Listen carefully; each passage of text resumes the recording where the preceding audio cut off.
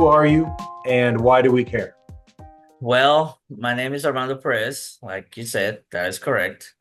I do many things at this private country club that I work in. It's in Sugarloaf. It's in Duluth, Georgia.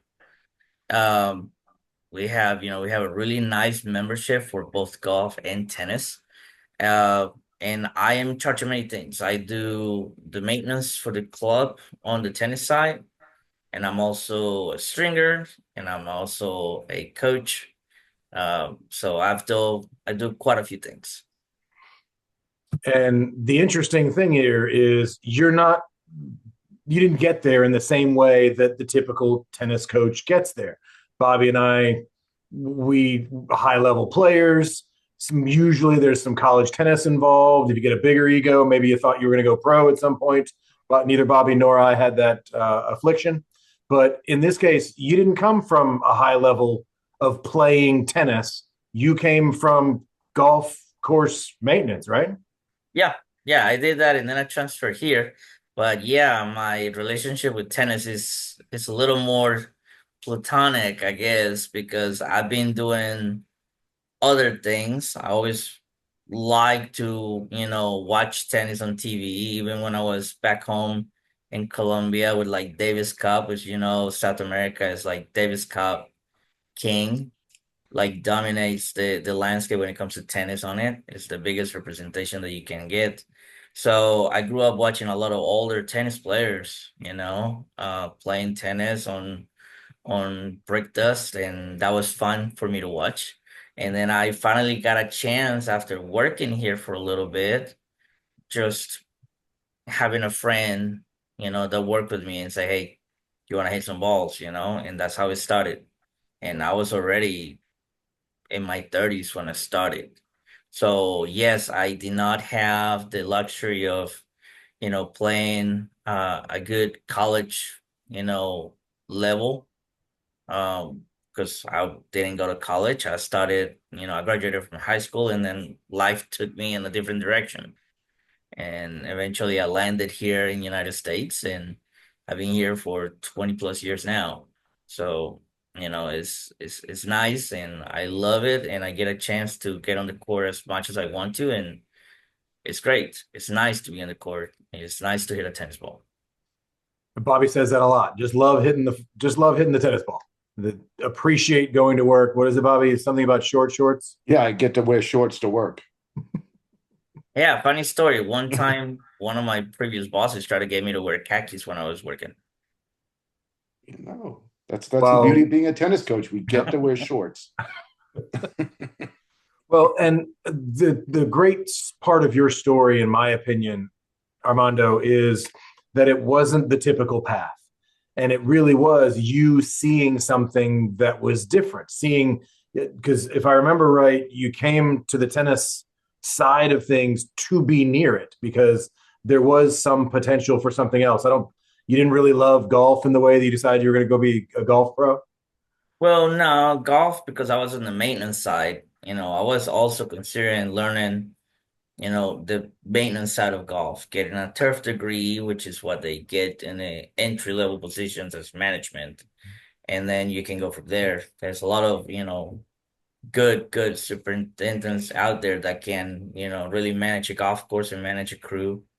But then I got the chance to come out here. And then once I spent some time on the course and I got a chance to be around like kids on the lessons and talk to them and just kind of like analyze how everything goes, the chance was given for me to learn, to get certified. I got a chance to jump in on the court once or twice before just to see if I liked it, just to see how I would do. And it turned out to be that it was fine and I liked it. So I've been pursuing that since it's probably been a good, I'm gonna say 7 years since I started doing that. And it's fantastic because I'm going to ask a couple of questions and you don't have to answer because they're fairly personal, but you're certified with RSPA. Is that correct? No, I'm No, actually with PTR. you're PTR. So Okay. I have PTR and I have PPR. So I have both the pickleball and the tennis Okay. certifications from it, both level one. So I'm still working on like, going up on the ladder and trying to get like, obviously next step level twos. It's a lot more work and a lot of more knowledge involved. But I would like to do that. I would like to expand my career. Um, and uh RASPA, RSPA, we most of our guys here are part of it. So, eventually that will be one of those things that will either make the transition or I'll have both. It still remains to be seen on that. Well, and my question there is, how difficult was it? Because I want to see that, I want to see that inspiration in others. I want to see others that say, hey, I can never be a tennis coach because I'm not a great player, or I never was a great player. Can I, how long did it take you to, from, okay, I think I can do this, to I want to be certified, to I actually have the ability to be certified. I am physically capable of this. So I'm gonna tell you a little bit of my story when I first did my very first certification. You guys know Ben Hesley. Mm-hmm. So he was at what was it? Druid Hills Country Club, and that's when I went to do it. And when I was surrounded by a lot of people that had done some tennis, taught some tennis, and I was like the one guy, and he asked me, "Hey, what do you do?" And says, "I'm the maintenance guy." And he says, "Okay, and what do you want to do here?" He says, "I want to learn how to do this, teach." And then it was incredibly nerve-wracking for me. I was very nervous the Sure. first time, but Ben, he's a great trainer. He's a great, like presenter of things. So he just showed everybody the ropes and he gave everybody a chance. And he gave me a good bit of courage to like, do it. And it was tough when I went to the second day and you have to do it on your own. I was sweating bullets. I mean, I was, that cold sweat and you're very nervous, but I still got through it. And then after that, I went to my second one and then I was with somebody else and I was a lot more comfortable then. So it's just like taking that step, and then once you get past that, you're like, okay, I can do this. And then you just keep adding on to it. Yeah, and I remember my certification as well. I was around the likes of coaches like Bobby Schindler and had to realize like, okay, there's a confidence that comes from wanting to be there. There's that confidence from knowing I can play a little tennis. But then there's also that little bit of young and dumb that I had, which is kind of that delusional confidence. And you didn't have the advantage of any of that. Even my delusional confidence that everything's going to be fine, which I always live my life with, like everything will be fine. Yeah, And yeah, you no, just got to go in and just take the chance. I was incredibly nervous and I was like, always try my best. That's what I've done through my years working here and pretty much in everything I've done. So, try not to go halfsies on anything. You gotta go all out. Yeah, I like that. And Bobby, we talk about this a lot. Your playing resume shouldn't be on the top. Your ability to play tennis shouldn't be at the top of your resume. Oh no, and it's a very similar situation. I was a poor kid, growing up in New York. My father had a friend who was a golf pro who he grew up with, so he was a poor kid too. But he ran a club in upstate New York, and I went up there, and I had just taken a few basic tennis lessons as a young kid, and somebody said, "Wow, this could be good." And it sent my family on that trail of trying to get closer to us and find someplace there was a tennis program. But I never felt comfortable. I was always the kid. This is the 70s, So hear me, Jimmy Connors had the two stripes on his shoulder. Well, I had the two stripes on the right arm because it was a knockoff. So I never felt where in baseball, that was an environment. It was a team sport. You're surrounded by a bunch of people that you can, from your neighborhood, where tennis, it was always a step outside of the comfort zone. And I think I bring that to tennis with culturally is the things we're going to do. We're going to play loud music. We're going to be loud. We're going to have fun. and that, so I've been good at building a culture. But yeah, I can't say my playing ability. I was good. I was better than most, obviously. I grew up in an environment where they were very good players, and I think that's the fun part looking back. And you sit there and say, well, I was never ranked as a junior. Well, I didn't need to be, because I'd lost to 16 guys in my club, but turned out 8 of those guys, one of them was a Wimbledon quarterfinalist. So there were some good players there at that particular time period. But yes, I definitely know that feeling of angst of I don't belong here. Well, I think that was what Armando might be alluding to, but how did you get past that? We've had a similar conversation with others that just didn't quite feel as comfortable as I did. I walked in, ridiculous confidence, you most would say for no good reason. But you walk in, you put yourself through it because you want it, because this is the thing you want to do, and you're just going to figure out how to do it. Well, is that for me? It's what we talk about all the time. That as we said, I get to wear shorts to work, and at almost 60, I still love hitting the ball. I don't think I ever got. I spoke to a dad yesterday, and it broke my heart. He's talking to me about his 12-year-old son who is training. Big time tennis is his thing. He gets up at 6 o'clock in the morning and he goes to play until 9. He goes to school at 12 years old already. At 10:30, he's at school until about 1. Then he goes back on the tennis court for the rest of the day. And the father made no bones about saying, it is not fun. This is work. This is training. This is what he wants to do. And all right, I'm being a little mean here, that the man I'm speaking to, I'm no giant. I'm 5'9". I'm towering over this man. I mean, I'm looking down at the top of his head. So from a genetic standpoint, you sit there and go, at best, this kid's going to be 5'2", 5'3", if we put him on a rack and stretch him. In all probability, at 14, the life of his tennis game is going to change dramatically. And all I heard is this kid's having no fun. And it just coincides that we've heard from the player, the coach used to say 75% of D1 tennis players never play tennis again. And that's tragic. We look at the statistics and say, look at the tennis is the number one life. You want to live longer, play tennis. And let me tell you, as you get older, it sure beats the heck out of the elliptical, going out there in sunshine and laughing and singing. So it's sad that more people, and you heard it from Armando right away.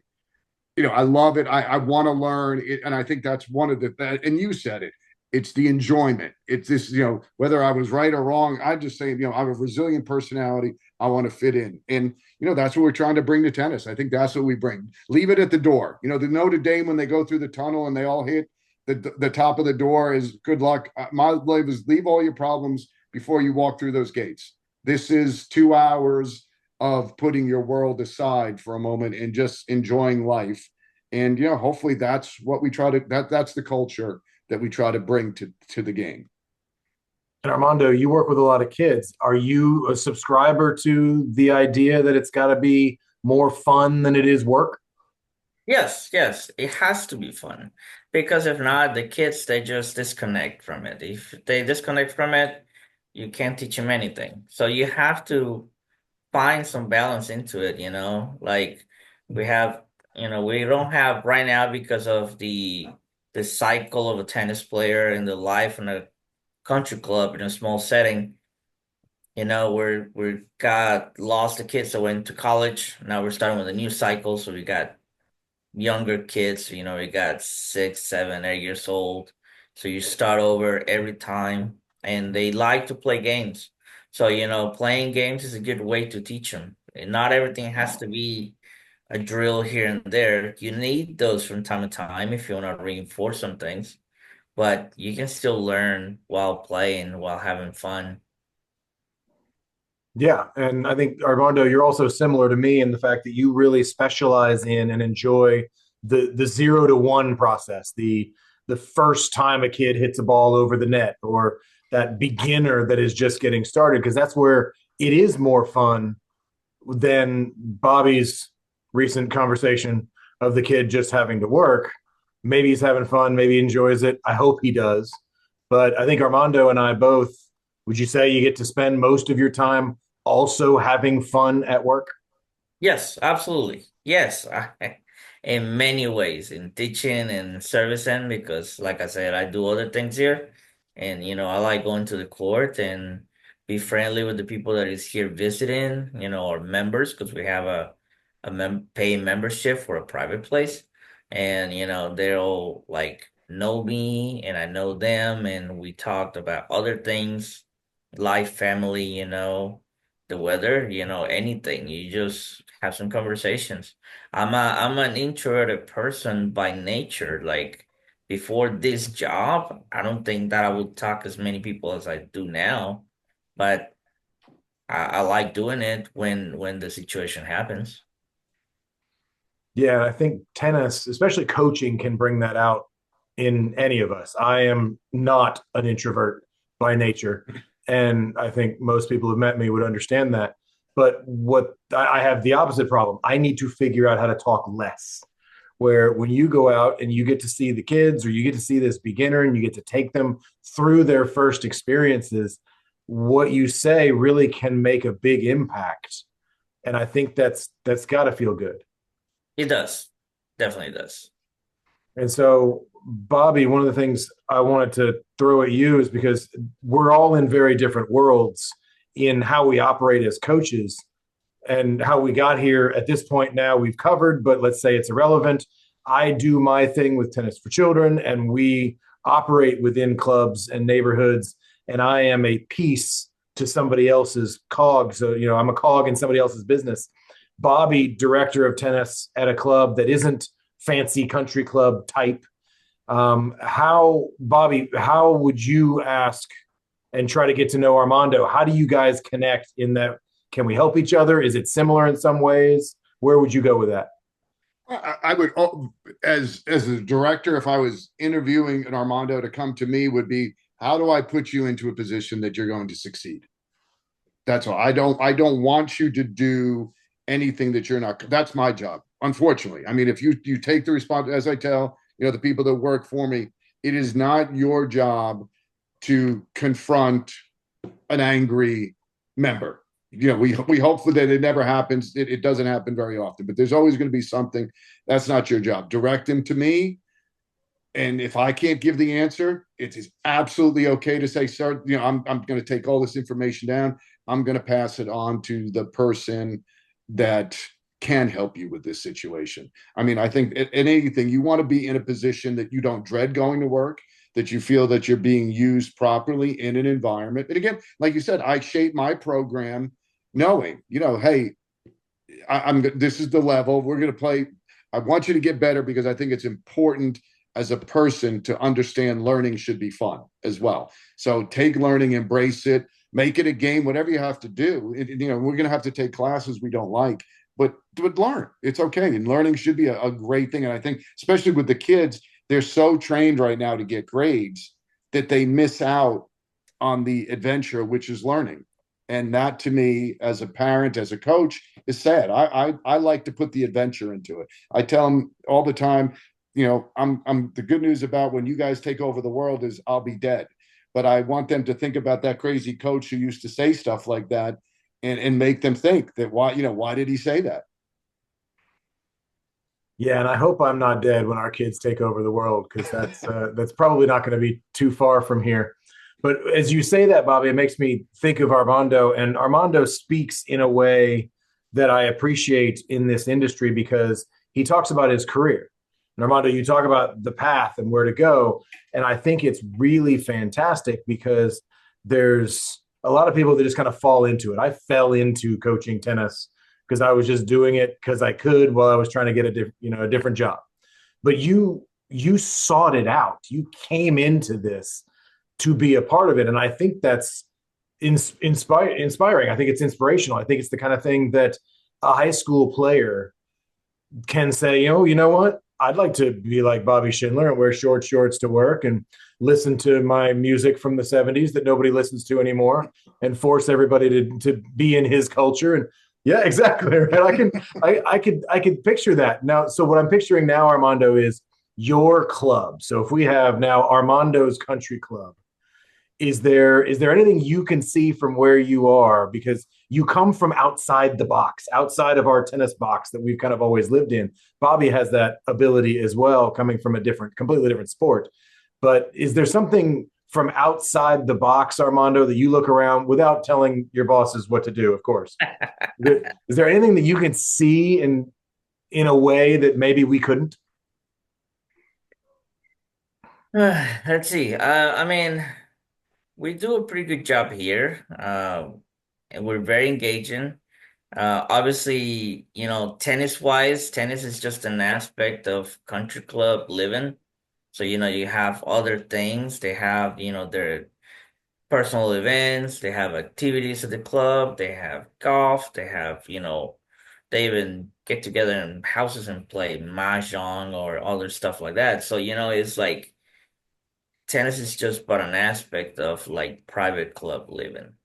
So it is to find a way to make it as much as possible a thing that they want to do every day. And we see it every day here when we see the same people come by, and they play yesterday, and then they're having a lesson today, and then they're having a group playing lesson the next day, and then there's a league match, and they're here 3 or 4 times out of the week. So you see them as much, if not more, than your own family, you know? And to me, it's just the relationships. It's just like to see the joy on people when they come in. The joy. I like that word. I think that's you offering something to them. And we try to do the same thing and say, hey, you really need to enjoy this. Otherwise, why are you here? And maybe what I'm hearing a little bit is the tennis itself isn't as important as maybe some make it out to be. I mean, it depends. Obviously, for golfers, their thing is golf. But, if you ask like some wives, and there is quite a few guys to play tennis all the time, that is their thing, and they're happy to pay some money, that, normally you wouldn't, just to join a group of people that can do the same thing together. So that's good. The social aspect of it is great. Well, that's what I was targeting with the social side of it. It really is about having a reason to get together with friends. Bobby, you talk about it a lot. It's a tennis is the connection for us.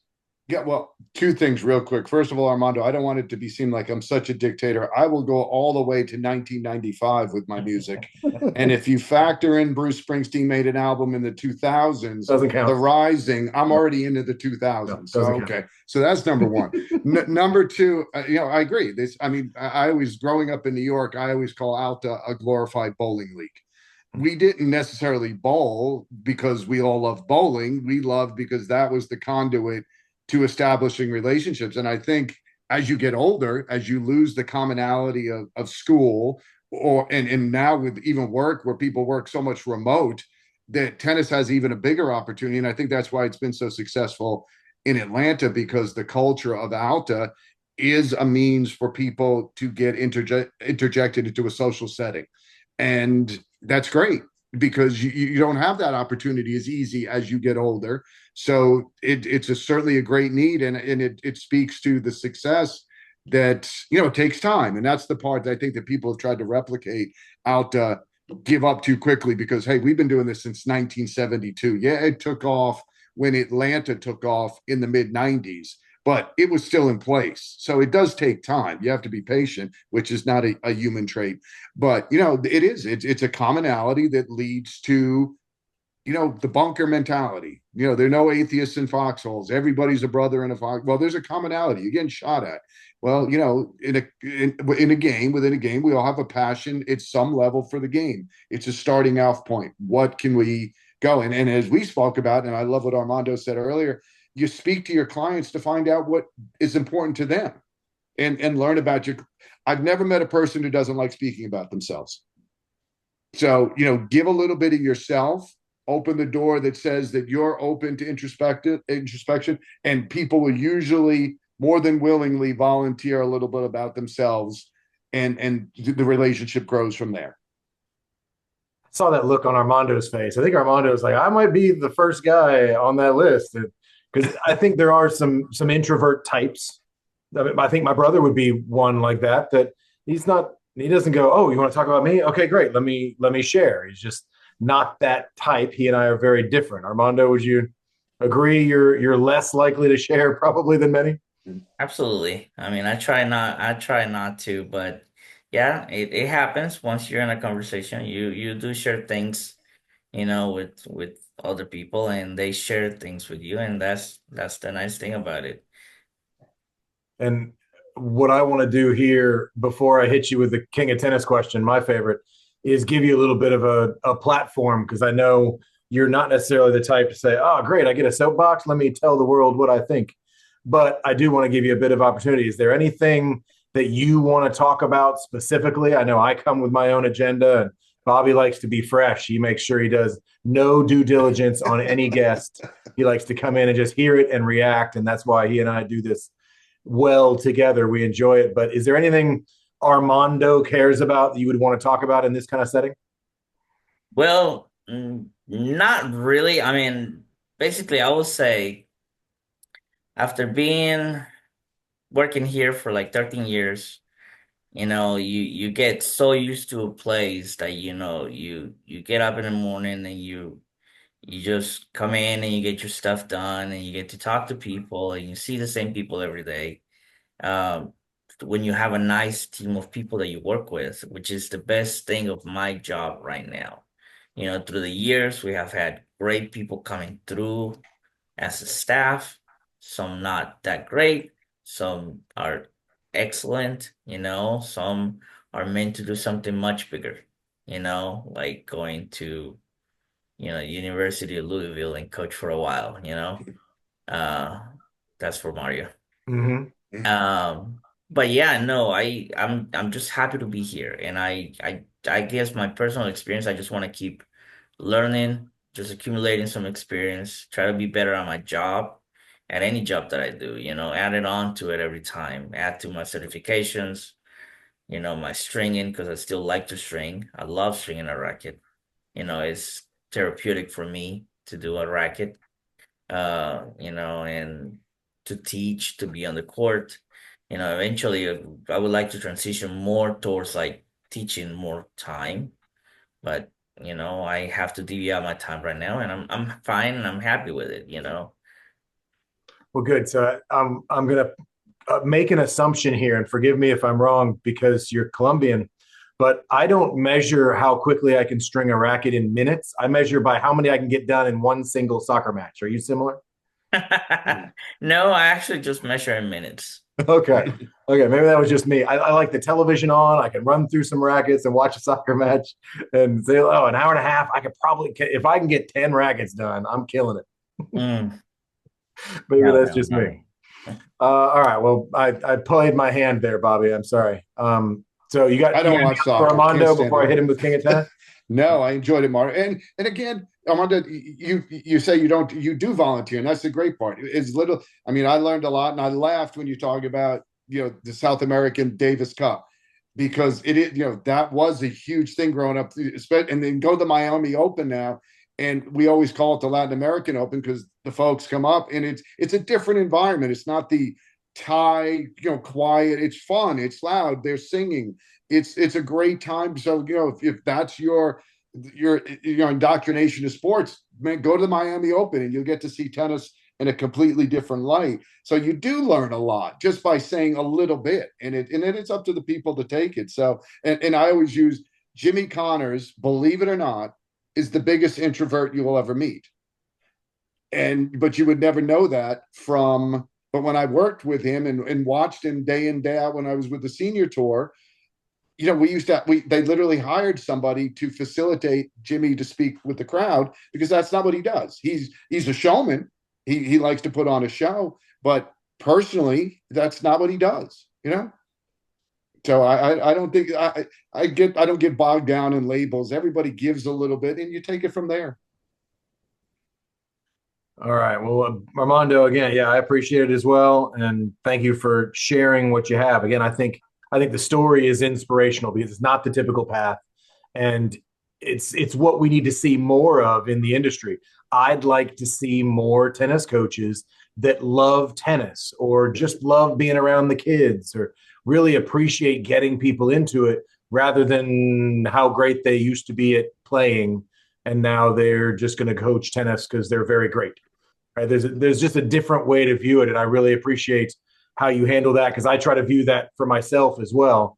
I don't know if anybody's going to talk about my great tennis playing when that's probably never been a problem, but to be able to say, you know what, I'm here because I want to be. I'm here because I've worked my way here rather than just, oh, I didn't make it to Wimbledon, so now I'm stuck coaching tennis. I like it. It's a view up, and I appreciate that. But I do want to ask you one final question, which is our king of tennis question. And at the end, we always ask Armando, if you were king of tennis, whether it's the entire world or just Duluth, just your club, social, professional, anything from your perspective, is there anything you would do or change? Hmm. I would like to probably promote the co-ed aspect of tennis. There's a good bit of uh sometimes because of the leagues and the way that things work, sometimes there's a lot of like just women play, there's a lot of just men play, and then especially on my, club, like on the area clubs, you see every now and then that there's not a lot of mixing. Yes, we have mixed teams to play in a season, but that's like 1 day a week. And then you see a lot of more like groups, segregated groups of like males or females. And then, it's nice when you bring them all together, when you have them all together and they enjoy coming out and playing tennis. And I think that's when we get the most success out of adult tennis, especially on our setting as in a country club side. Bobby, you want to take that one? I love it. He's exactly right. I mean, tennis clubs can be very clicky.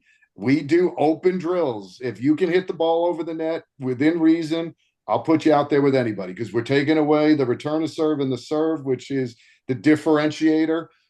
You get everybody on the court together. They get to meet each other. They realize there's not that much difference in their tennis ability, and it's a lot more fun. That's the way you grow a club, as far as I'm concerned. I completely agree, Armando. I don't like. I mean, the B team or the eight. No, we are players. We are people. Get out on the court, and you just got to. Yes, you have to allow, but we offer a lot of open drills. This, and if you don't like it, don't come because that's what this is. And they stick their toe in the water, and like I said, the music's blaring. Yes, it's my music, but oh well.